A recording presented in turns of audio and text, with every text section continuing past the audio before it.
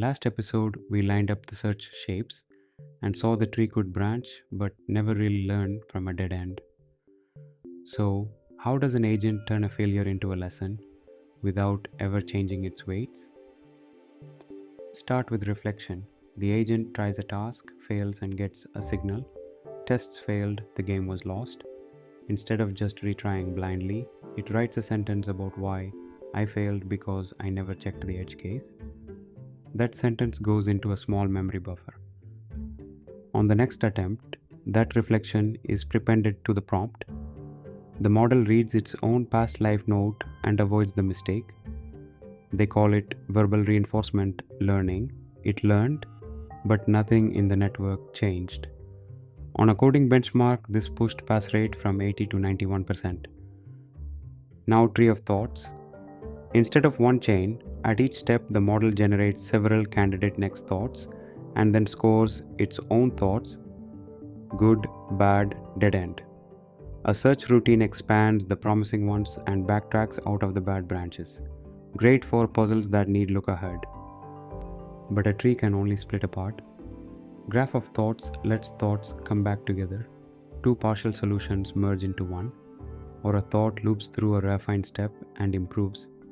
That's an arbitrary graph, not a tree. And merging avoids re-exploring the same ground, so it reported better quality at lower cost than the tree. Here's the single picture for all of this. Watch a tree grow, get pruned, backtrack, and then watch its edges start merging until it becomes a graph. Frame 1. A root thought at the top. The model expands it into 3 candidate child thoughts. Each child gets a score chip, the self-evaluator's verdict. Frame 2. 2 low-scoring children dim out and get pruned. The search commits to the high-scoring branch and expands it into the next layer. This is depth first, look ahead. Frame 3. A branch hits a dead end, its score collapses, an arrow walks back up to the last good node and tries a sibling instead. That backtrack is the whole point of a tree the chain never had. Frame 4. The tree to graph turn. 2 surviving branches, each a partial answer, get joined by a new edge into a single merge node. Aggregation. A separate node loops back on itself through a refined edge. The tree is now a directed graph. Frame 5. The cost axis. A meter on the side climbs as nodes multiply.